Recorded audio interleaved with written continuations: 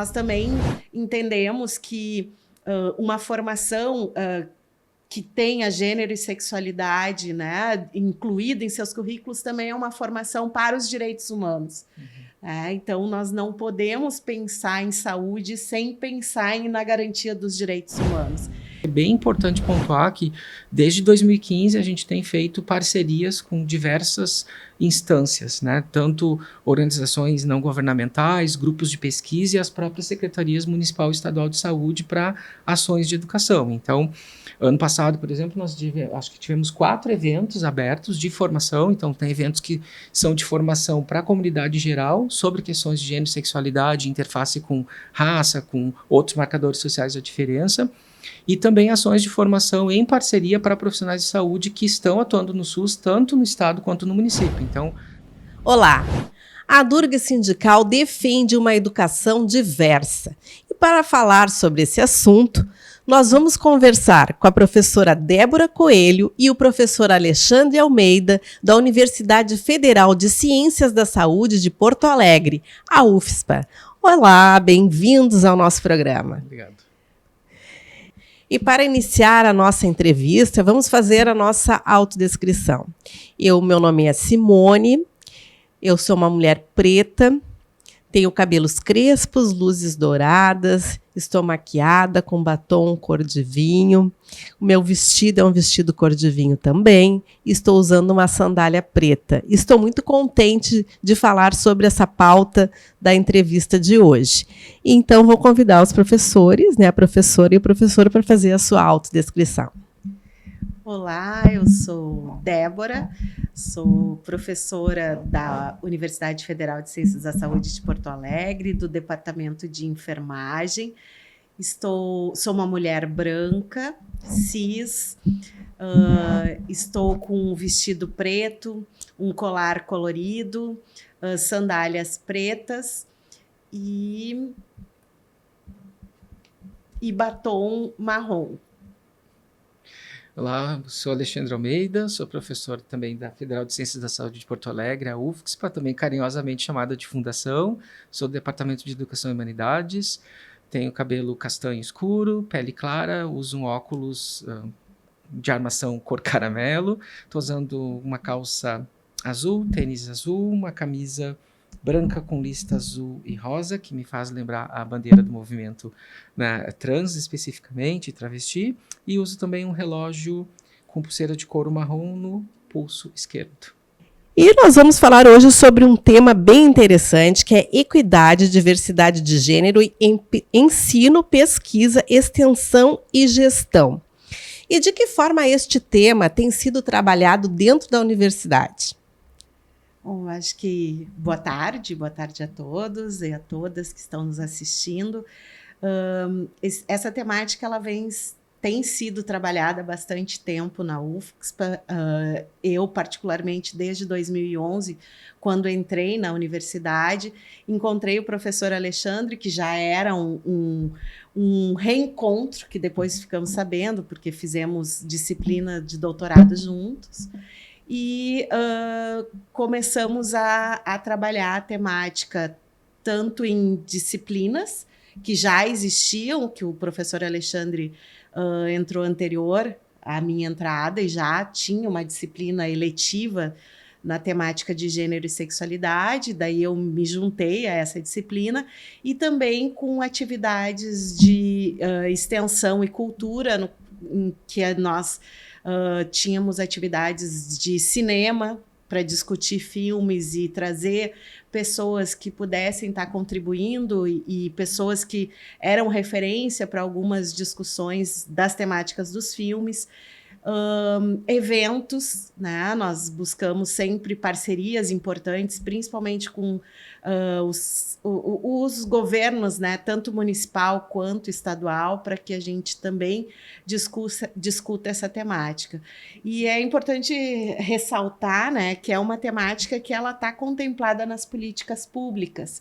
E sendo uma universidade federal com uma formação específica em saúde, essa temática ela vai estar distribuída, né, em todas as discussões, porque nós precisamos formar profissionais de saúde conhecedores das políticas e que garantam os princípios, né, do Sistema Único de Saúde, de universalidade, de equidade e de integralidade, ou seja, né, que todas as pessoas sejam cuidadas com as suas necessidades. Então, a política nacional LGBTQIAPN+, que na época, né, era LGBT, a política nacional de atenção integral à saúde das mulheres também é uma política que vem discutir gênero e sexualidade, porque é uma política que vai além das questões, né, de necessidades de cuidados biológicos, mas sim de pensar as mulheres nessa sociedade, quais as suas necessidades nas suas relações, a política nacional de atenção à saúde integral dos homens, enfim, todas essas políticas estão contempladas nas atividades que a gente desenvolve, porque nós acreditamos que é necessário para a formação e deveria, né, compor todos os currículos da universidade. Acho que falando um pouco de currículo, acho que a parte de historicizar a iniciativa, né, de ter disciplinas de gênero e sexualidade na instituição, ela remonta da nossa entrada. Então, quando eu inicio na instituição em 2009, com uma aposta de que há um departamento de educação e humanidades numa universidade específica da saúde, eu observo que havia, assim, total ausência, pelo menos explicitamente no currículo, de uma discussão. E a gente começa a oferecer uma disciplina letiva com uma procura bastante grande. Então, a gente observa que discentes têm interesse em discutir a temática, e eu acredito que um dos marcos que a gente precisa pontuar é que em 2014, se não me engano, a gente inicia a oferta do curso de Gestão em Saúde, que é um curso de graduação. E foi o primeiro curso que incluiu na matriz curricular obrigatória a disciplina de gênero e sexualidade e de relações étnico-raciais. Então, a gente começa a pensar gênero não isolado de outros construtos sociais, como raça, classe social, etc.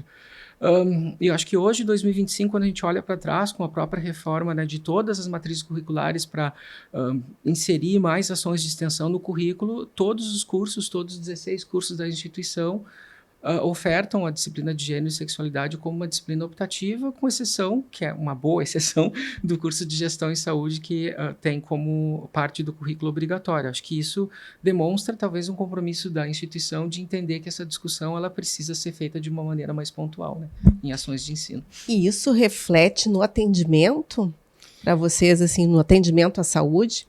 Acho que nosso primeiro compromisso, assim, falando especificamente de ensino, é despertar primeiro uma reflexão sobre as nossas próprias vidas, né? Nós como pessoas diferentes nessa diversidade que nos compõe, como que a gente pode fazer a diferença em ações cotidianas, na família, nas nossas relações afetivas, mas também no trabalho. Então, essa disciplina especificamente a gente tem um projeto, essa disciplina está atrelada a um projeto de iniciação à docência, que é usar metodologia ativa para que os grupos de trabalho produzam objetos de aprendizagem, que são vídeos sobre temáticas que lhes despertam interesse, né? Então, nessa própria busca, né, a gente tem visto que as pessoas têm até nos surpreendido com o que desperta, né, interesse de promover, né, ações de reflexão sobre, enfim, temas que são caros para os discentes, né? E a gente, nessa disciplina, faz uma discussão específica das políticas, né? Porque parte dos princípios da política falando especificamente da política de saúde, então LGBT, na época que foi publicada, destaca as ações de educação. Então, profissionais que têm uma sensibilidade para questões de gênero, de sexualidade, tendem a fazer um cuidado, né? Uma atenção à saúde um pouco mais qualificada, né? Eu acredito que também tem a questão de uma formação ativista, né? Acho que é uma temática que também nos suscita esse ativismo de pensar na diminuição dos preconceitos, das discriminações, né? De dialogar com a sociedade também, quando a gente fala em extensão universitária, também buscar projetos que proporcionem a universidade dialogando diretamente com a sociedade na perspectiva de mudar os cenários, né, de disputa de direitos para que esses direitos cada vez mais sejam garantidos e não que se fique a partir de lutas de necessidades específicas, mas que toda a sociedade reconheça e que os profissionais de saúde também estejam aliados a essas lutas, né, e a essas garantias dos direitos. Nós também entendemos que uma formação que tenha gênero e sexualidade, né, incluída em seus currículos, também é uma formação para os direitos humanos. Então, nós não podemos pensar em saúde sem pensar na garantia dos direitos humanos. E acho que para todas as pessoas hoje é conhecido as arenas de disputas políticas que nós viemos sofrendo, e não somente específico ao Brasil, mas ao mundo inteiro, onde a gente tem, né, uma perspectiva um pouco mais conservadora ou totalmente conservadora aí nessas disputas, em que as primeiras pautas a serem retiradas das discussões são essas pautas. E lembro de uma discussão em sala de aula que um texto dizia, né, que gênero e sexualidade são temáticas que estão frequentemente nas arenas de disputa, e um aluno perguntou, mas o que significa estar frequentemente nessa arena, né? Estarmos constantemente vigilantes para que não se perda direitos, para que não se diminua cuidados em saúde, para que os acessos não sejam cada vez mais difíceis, para as pessoas que, né, trazem esses marcadores sociais que os colocam em condições de muita desigualdade no sistema, na forma como nós estamos organizados enquanto sociedade, né? Então, sempre reforçar que quando a gente fala em saúde, a gente não está falando especificamente de uma doença, né? Que nós não estamos cuidando especificamente de uma doença, nós estamos buscando cuidar da vida das pessoas em todas as suas dimensões, né? A dimensão de poder existir naquilo que lhe é possível existir. Então, acho que nós estamos nessa luta ativista. Eu vejo todos os dias, quando entro na universidade, eu visto também uma camiseta de uma cientista ativista, né? Que vou estar buscando efetivamente a luta das pessoas para qualificar a formação e ter profissionais de saúde capazes de fazer a reflexão social e de aprimorar e qualificar e aperfeiçoar constantemente o cuidado que é oferecido às pessoas. E essas pessoas somos nós também. Nós também esperamos por esses cuidados qualificados. Nós também esperamos pelos olhares acolhedores, apesar das nossas diferenças, né? E que cada vez mais a gente busca que as nossas diferenças, elas não são diferenças que podem ser desprezadas, elas precisam ser unidas. Quanto mais unidas, mais potentes somos. Não somos iguais, mas buscamos vidas, né, com dignidade, como todas as pessoas merecem buscar e ter essas vidas. Acho que é um pouco disso que a gente vem trabalhando. E é importante destacar, Simone, que estamos em 2025, né? Mas a gente, por exemplo, eu iniciei em 2011 na universidade, o Alexandre inicia em 2009, e ainda é uma luta. Ainda é uma luta. Sim, ainda é uma luta. Não luta. É tranquilo falar sobre essas temáticas. E ainda existe muito preconceito. E eu destaco também a importância do Sistema Único de Saúde, que tem uma política voltada para a inclusão de todas as pessoas. E vejo muito no acolhimento à saúde, porque quando aí nós estávamos agora mesmo falando, né, que você falou, professora, que tem que ter esse cuidado, né? É uma vida. Então, a chegada, eu acho que o acolhimento é muito importante. É como daqui a pouco eu gosto de ser chamada pelo meu nome, eu tenho um nome. E aí, não, mas eu vou usar o teu nome de nascimento. Então, eu trabalhei uma época no Sistema Único de Saúde, na comunicação, e eu via o quanto isso era uma batalha. E isso aí faz o quê? Uns 7 anos, mais ou menos. Então, essa é uma luta que parece que ela não termina nunca. Não termina nunca, e que necessita de conscientização constante, né? Porque acho que a discussão sobre o nome social, né? Desde 2016, nós temos uma lei federal que garante o uso do nome social em todos os espaços públicos, em todos os documentos expedidos pelos espaços públicos. E nós, há 2 anos, criamos uma comissão do uso do nome social na instituição, após uma série de dificuldades que víamos as pessoas passar para garantir que aquele nome seria utilizado, né? E quando a gente, ao ver uma pessoa e ignorar como esta pessoa quer ser chamada, isso também se configura uma violência. E violência também é uma questão de saúde. Então, nós não podemos permitir que numa formação em saúde nós tenhamos espaço para violências, né? Então, essa conscientização constante dentro da universidade é para garantir que fora dela esses profissionais também se posicionem contra essa violência. Quando o Alexandre diz, vem para suscitar reflexão, né? Assim, a nossa disciplina hoje de gênero e sexualidade, que é uma disciplina optativa para todos os cursos e uma disciplina obrigatória para o curso de gestão em saúde, ela é uma disciplina introdutória, mas ela é exatamente para que suscite a reflexão, que nossa, eu nunca me dei conta disso. Nossa, eu também sofro violência, então. Então, buscar que as pessoas reflitam e não coloquem só eu preciso garantir o respeito lá fora, mas eu preciso garantir o respeito comigo também. Né? E essas reflexões vêm aumentando a ponto da gente se surpreender com coisas que trazem para discussão em sala de aula que muitas vezes nem nós conhecemos, professores que buscamos, né, a atualização teórica da ciência social para estar sempre aptos à formação. Nós, em alguns momentos, também vemos que a disciplina faz com que os alunos e as alunas elas busquem além, muitas vezes, do tempo que nós temos de buscar, né? Porque a rotina do dia a dia, às vezes, não nos dá tempo suficiente para a atualização ser in time, né? No tempo. Então, é muito interessante. E eu só vejo ganhos para a universidade. E, professor, essa disciplina ela é optativa e para o curso de gestão em saúde é obrigatório. E aí, e como está ocorrendo isso? Qual é a receptividade dos alunos, tanto nessa optativa como nesta obrigatória?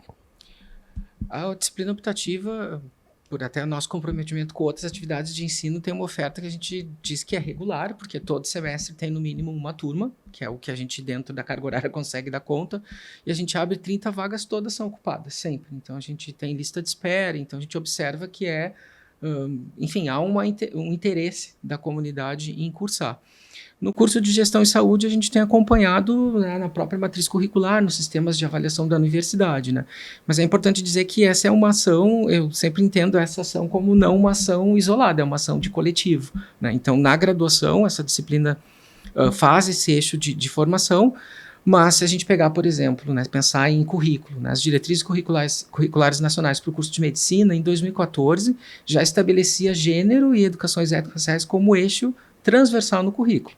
Então, isso faz com que a gente, né, enquanto integrantes do Núcleo de Inclusão e Diversidade, que é uma iniciativa de gestão institucional e gestão e outras ações também em esferas, né, em que a universidade atue, de ter um olhar cuidadoso para que, quando esses discentes estiverem em outras disciplinas, por exemplo, cuidados obstétricos, então, quais são esses corpos que a gente está pensando? A gente está pensando num corpo voltado para a heteronormatividade, a gente pode pensar que pessoas diferentes podem gestar e não apenas mulheres cujo, né, gênero atribuído foi o gênero feminino. Então, é esse cuidado de entender que, sim, é uma ação de ensino que está pontual, tem uma oferta regular a cada semestre, então, no mínimo 2 disciplinas optativas por ano, mais uma oferta, né, no curso de gestão que é anual, mas a gente também tem o cuidado para que essa temática seja discutida por outros profissionais, por outros docentes, em outras disciplinas, porque aí sim a gente entende que a universidade como um todo está discutindo. Acho que nesse sentido que a professora Débora fala que é uma constante luta, porque a gente também tem que entender que a tradição da universidade é olhar para o campo biomédico, né? Então pensar processo de patologização, saúde e doença, a gente quer expandir, né, essa concepção. Mas também tem que focar nas diferenças, porque cada cada biotipo cada etnia é diferente, o tratamento em saúde é diferente e às vezes todos são tratados da mesma forma. Também tem que refletir sobre isso. E daí, ao pensar que todos devem ser tratados da mesma forma, nós não estamos seguindo o princípio, né, da equidade, que é um princípio elementar do Sistema Único de Saúde. Então, essa é a responsabilidade maior, né? Nós vivemos num país que existe um Sistema Único de Saúde muito bem construído, que pensa em todos os elementos e traz como fundamento e princípio a equidade, pensando que existem diferenças e que aos diferentes devem se ter cuidados diferentes.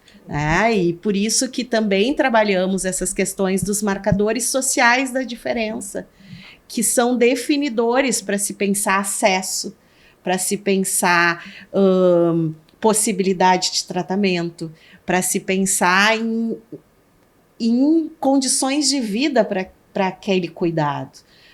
O que pode ser muito fácil de ser feito por uma mulher branca, cis, nível superior de escolaridade, pode ser completamente impossível por uma mulher preta que vive na periferia, que não concluiu o ensino fundamental.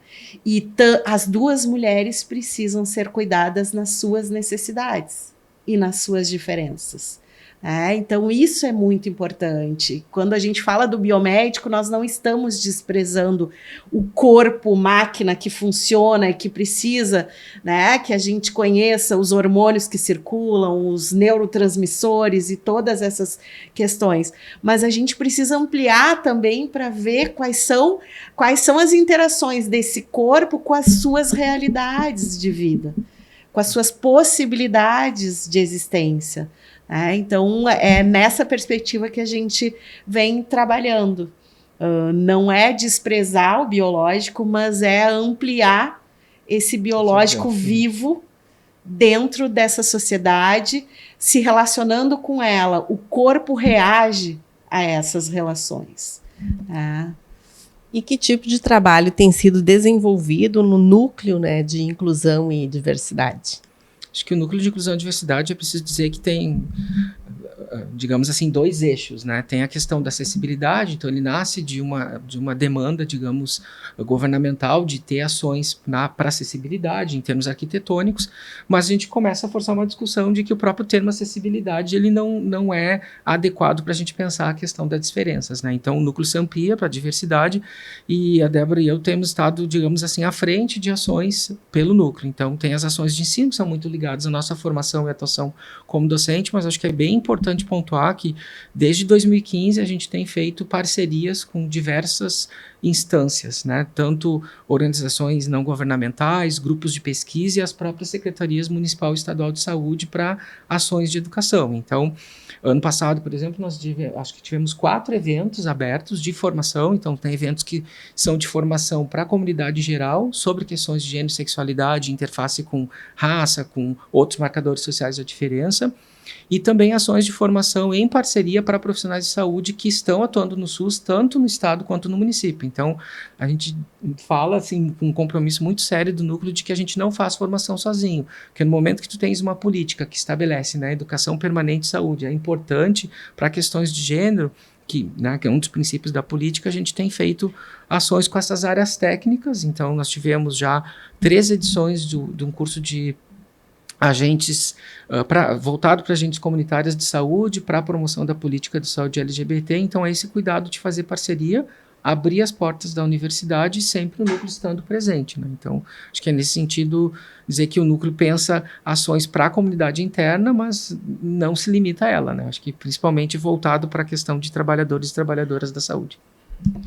E na avaliação de vocês enquanto professores da Universidade Federal de Ciências da Saúde de Porto Alegre, a Política Nacional de Saúde tem demonstrado avanços para a comunidade LGBTQIAPN+.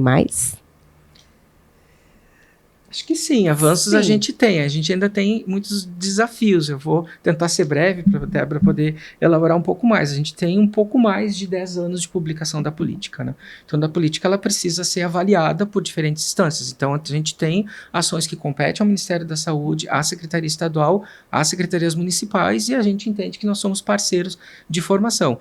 Mas quando a gente fala população LGBTQIAPN+, a gente infelizmente tem que registrar que a população trans e travesti, principalmente travestis e mulheres trans pretas, são as que mais sofrem, que têm uma expectativa menor de vida, têm mais dificuldade de acesso à unidade de saúde.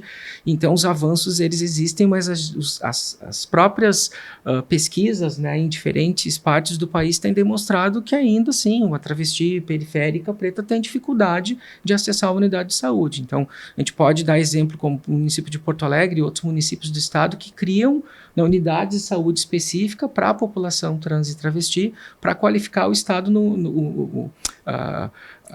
o cuidado, né, a atenção em saúde no âmbito da atenção primária. Então, acho que sim, teve avanço de colocar visibilidade, de fazer com que o nome social seja respeitado no atendimento, mas a gente sabe que tratar a população LGBTQIA+, sem a interseccionalidade, né, com outros marcadores sociais da diferença, é limitante. Então, é importante dizer que os desafios ainda existem e são específicos, né? Eu, sem dúvida, a política, gente, a política, sem dúvida, a política, ela teve avanços nesses anos, né, de implementação. Nós ainda a estamos implementando. Quando a gente fala em política, quando a gente fala em SUS há mais de 30 anos, a gente ainda segue implementando ele, né? Acho que isso é importante dizer. Mas os desafios, eles são também permanentes, assim, e a educação permanente dos profissionais, ela é uma necessidade, ela também é uma política, né, do Sistema Único de Saúde, e a gente vê que a gente precisa estar o tempo todo reforçando, principalmente porque nós estamos tendo algumas reformas, e aqui destacar a reforma trabalhista, que vem mudando muito as formas de contratação dos profissionais de saúde nos municípios. E isso faz com que a gente aumente a rotatividade de profissionais que migram de instituições ou de níveis de atenção ao cuidado, então profissionais que estavam desenvolvendo suas carreiras nos hospitais, estão indo para a atenção primária e estão precisando receber, né, esse conhecimento, porque a atenção primária é a porta de entrada do sistema. Então, Simone, quando tu diz nem as pessoas chegam para esse acolhimento é evidência científica. Nós temos um acolhimento que precisa ser garantido essa entrada. E tudo pode acabar num mau acolhimento. Então, trabalhar isso é sempre importante e sempre constante, porque o olhar que tu abre a porta é o olhar que tu proporciona a possibilidade da pessoa seguir ou da pessoa abandonar aquele lugar. E isso é muito importante ser trabalhado o tempo todo.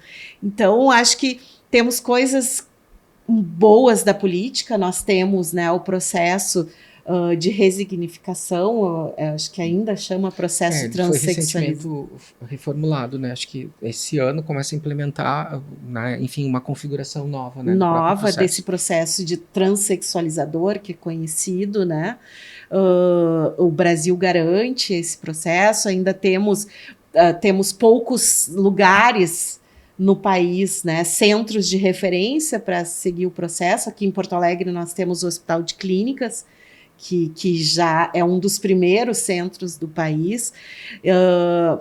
Então, temos ganhos, temos, né, o fornecimento dos hormônios nos ambulatórios específicos. Porto Alegre também é uma cidade que tem ambulatórios específicos, não é uma realidade em todas as capitais do país, então essas coisas a gente vê, a gente celebra, né, de podermos estar numa cidade que tem mais de um ambulatório hoje, tem centro, tem extremo sul, tem norte. Já é uma então, referência. Já é uma referência. Lógico, assim como outras coisas, nós gostaríamos que não precisassem ter lugares específicos para as pessoas irem, que as pessoas pudessem ir em todos os lugares, né? Numa atenção primária perto da sua casa e ter todo o seu tratamento garantido ali, toda a sua necessidade garantida ali. Mas enquanto a luta social é grande, a gente está numa cidade que já tem isso.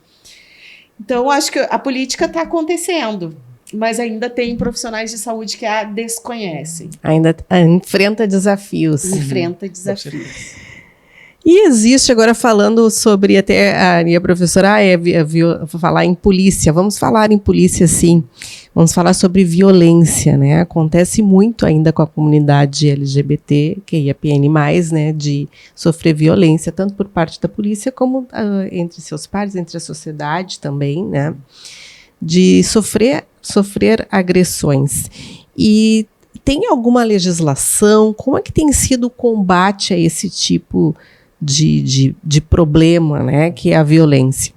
Acho que é preciso dizer que o Brasil, infelizmente, segue o país em que a população em que mais mata, né, pessoas LGBTQIA+ no mundo, especialmente mulheres trans e travestis pretas, né? Acho que o recente dossiê da ANTRA, que Associação Nacional de Travestis e Transsexuais de 2025, mostra que pela 16ª vez consecutiva o Brasil é o país que mais mata trans e travestis no mundo. Bom, primeiro a questão que a gente tem que pensar é que a própria tipificação de um crime, né, seja um crime, né, um assassinato ou mesmo qualquer outro tipo de violência, a gente ainda tem dificuldade de ter acesso a esses números oficiais. Então acaba que organizações não governamentais ou associações como a própria ANTRA que fazem esse mapeamento para reunir dados e, né, apresentar esses dados para a sociedade como um todo, mas fazer com que os governos, suas diferentes instâncias, criem políticas, né? Há muitos anos, com outros governos estaduais, existia um programa de formação para os próprios policiais saberem como abordar, né, trabalhadores e trabalhadoras do sexo, como, né, numa situação de violência, para ter o cuidado para não, né, ressignificar essa violência ou produzir novas violências. Mas a gente percebe que a gente está num momento, digamos, é impossível a gente não falar disso, político muito complicado, onde tem um avanço do conservadorismo e avança também uma grande ideia de repressão, de proibição, por exemplo, de que se fale gênero nas escolas, né? Então a própria iniciativas, né, que já se provaram, né, inconstitucionais, mas como escola sem partido, ou não a ideologia de gênero, que é uma expressão que a gente vê comumente, que não é um conceito, né, deveria ser combatido, mas a gente nota que também há compromisso ou não compromisso dos gestores e gestoras do governo, né, de fazer algum programa de formação. Então a gente já teve no estado do Rio Grande do Sul formação para a Brigada Militar, por exemplo, como abordar pessoas, né, da própria comunidade LGBTQIA+, mas isso às vezes se descontinua porque não é uma pauta de compromisso. E já existe, né, o extermínio assim, de jovens pretos. Imagina ainda se for da comunidade LGBTQIAPN+. Né? A interseccionalidade assim, se prova de que aumenta a vulnerabilidade. Aumenta. Né? E a própria conscientização da sociedade, porque, né, a gente fala da polícia, mas tem muitos que simplesmente as pessoas vão lá, agridem por ser uma pessoa trans, né? Exato, a gente estimula muito os estudantes a procurarem, falamos, né, na disciplina, para procurarem notícias, mas assim, a gente vê que as notícias estão aí o tempo todo, né, e não é só ler a notícia, mas ver o que vem por trás, muitas vezes, de uma frase colocada, o quanto a violência também está na forma de comunicar a violência. E isso a gente busca que seja refletido também bastante, porque senão se naturaliza, né? Como, não, mas se tem todos os dias é porque, né, faz parte do nosso viver, faz parte ou ainda faltam caminhos para a gente lutar para diminuir ela, né?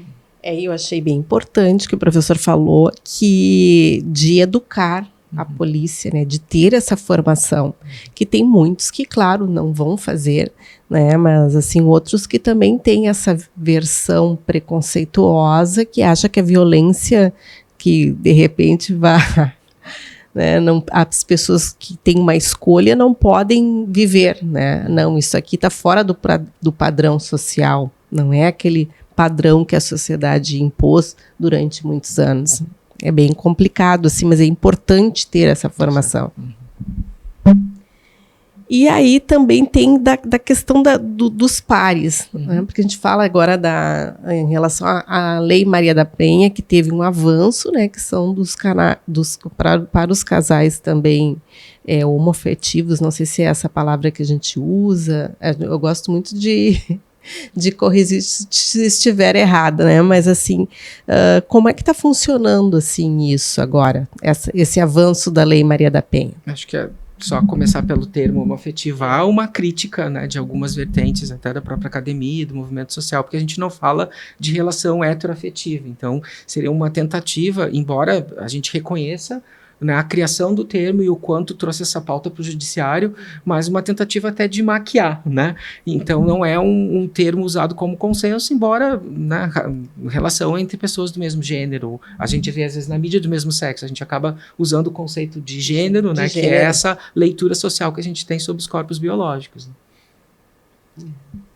Não sei se queres comentar da Lei Maria da Penha, dos avanços, acho que no sentido de que tu possas pensar de relação entre duas mulheres, entre dois homens, ou enfim, né, todo o espectro, né, de diversidade, que também, né, se podem reproduzir violências nessas relações. Né? Então, acho que sim, é um avanço de entender que não está específico àquela ideia de um casal heteronormativo, que é, né, um homem, né, tido, né, biologicamente como homem, a gênero atribuído como homem e uma mulher, mas que essa legislação pode ser ampliada para outras formações, assim, de relações afetivas, né, dos casais. E acho que é importante destacar, né, que a Lei Maria da Penha, ela tem um fundamento para a violência doméstica, né?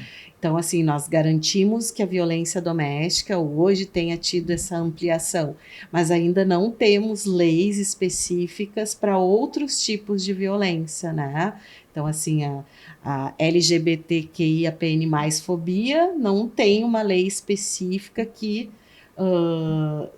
se equipare a uma Lei Maria da Penha, né? Em espaços de violência não doméstica. Ela tem sido enquadrada na lei que combate o racismo, né? Que é a leitura que o judiciário tem feito. Mas a gente sabe que um dos grandes problemas do Brasil é a ausência, como a professora falou, de leis, e o que a gente tem de jurisprudência, de decisões que entendem, né, que a lei, né, contra o racismo pode ser aplicada, então, para casos de homo, lesbo, transfobia.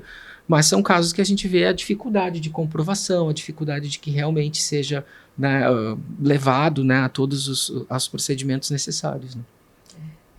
O maior impasse é a implementação da lei. Exatamente. E a luta para que o legislativo, né, traga mais discussões e projetos que deem força para a criação dessas leis, né? Para que a gente não fique dependente de decisões políticas, de direitos conquistados a partir de decisões políticas que, dependendo do período e dependendo da corrente que está, né, naquele momento, podem ser perdidas facilmente, revogadas facilmente. E agora falando sobre projetos futuros, que eu sei que a Durg Sindical vai realizar um encontro da comunidade LGBTQIAPN+, para discutir as políticas, e inclusive foi resultado do encontro que aconteceu em Curitiba. Gostaria que vocês falassem mais a respeito. Então, em novembro, né, foi novembro de 2024, nós recebemos com alegria o convite de participar do primeiro encontro sindical da região LGBT na cidade de Curitiba, né, a partir de um encontro, então esse encontro sindical da região sul, e que foi um encontro extremamente importante para que a gente se conhecesse também, né, entre todos os estados, e também para essa discussão ampliada, né, de trazer essa pauta para os sindicatos, de que a gente constitua coletivos, porque somos também pessoas que também temos nossas necessidades, né, enquanto docentes das universidades. Então, acho que o primeiro encontro nos trouxe essa possibilidade de pensar nessa ampliação e de que não ficasse somente no primeiro encontro. Então, a Durg se colocou como possível sede para esse segundo encontro que vai acontecer em junho.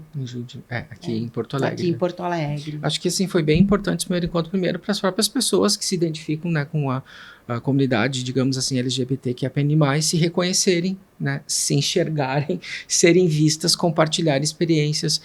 E a gente compartilhou a experiência na instituição em nível de ensino, pesquisa, extensão e gestão, e também ouvimos outras e as dificuldades, né, como a gente tem enfrentado.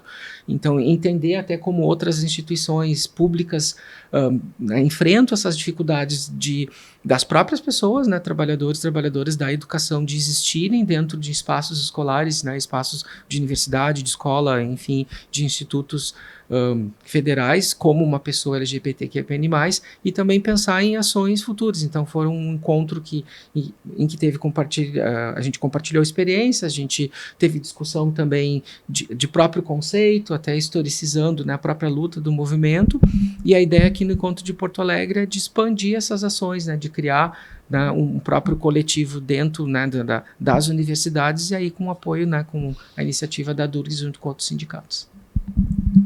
Que ótimo. Então, vamos às considerações finais. O nosso papo estava muito bom.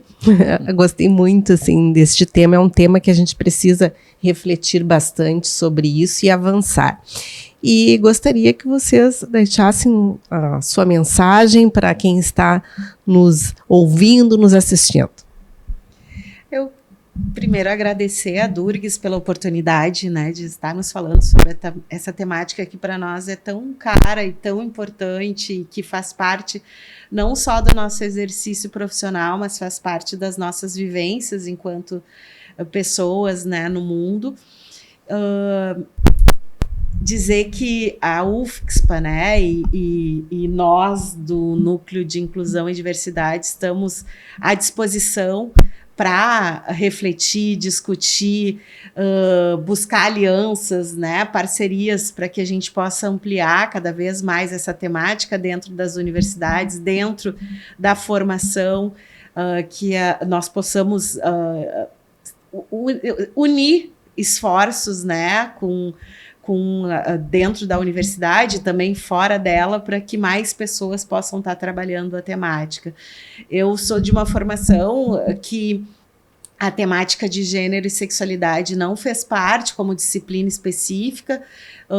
Eu fui discutir gênero e sexualidade já no nível da pós-graduação, né? E hoje eu vejo quanto teria sido importante, até para o meu entendimento dentro da universidade, se eu tivesse tido a oportunidade de ter na graduação uma formação que trouxesse gênero e sexualidade também para o debate e para a análise, né, como uma categoria de análise, como uma grande teórica diz. Então, acho que é importante que a gente siga no debate, que nós tenhamos consciência de que é um debate que, para além de científico, é político e é ativista, né? E que tenhamos condições de cada vez mais termos um ativismo científico dentro das universidades, pensando na vida das pessoas e como essas vidas estão acontecendo nessa sociedade e fora dos nossos espaços, mas em relação com os nossos espaços, né? Então, agradecer por poder estar conversando com vocês sobre essa temática. Acho que reforçar agradecer o convite da Durgs, dizer que a gente ficou muito contente, né, do próprio encontro ano passado, de própria associação entender que ter ações, né, sistemáticas sobre a temática de gênero e sexualidade é importante. Reforçar, né, as palavras da professora Débora, que eu, enquanto, né, professor da UFSC, estou aberto, a gente tem essas ações de ensino, a gente orienta trabalho de conclusão de curso, projetos de mestrado, enfim, e também com parcerias com instituições para formação, né, de trabalhadores e trabalhadoras da área da saúde e também de outros projetos. E dizer que a gente sempre leva uma discussão em sala de aula de um texto de, se eu não me engano, da década de 80, né? Mas esse teórico, ele dizia que quanto mais avançam as conquistas do movimento LGBTQIAPN+, na época LGBT, mais avança a resistência, que é o que a gente tem visto no Brasil e no mundo. Então, dizer que, né, eventos como esse, eles são importantes para a gente continuar resistindo e existindo. Tá certo. A Durgs Sindical agradece a presença do professor Alexandre Almeida e da professora Débora Coelho, da UFSPA. E para você que ainda não conferiu o nosso canal de YouTube, vá até lá, deixe o seu joinha, se inscreva no nosso canal, acompanhe as nossas redes sociais. Se preferir ouvir o nosso podcast, acesse o nosso canal de Spotify. O nosso videocast está disponível no nosso canal de YouTube da Durgs Sindical. Até a próxima edição. Professor, quem luta contigo quando você precisa? A Durgs Sindical, à frente das principais lutas e conquistas dos professores federais. Felice.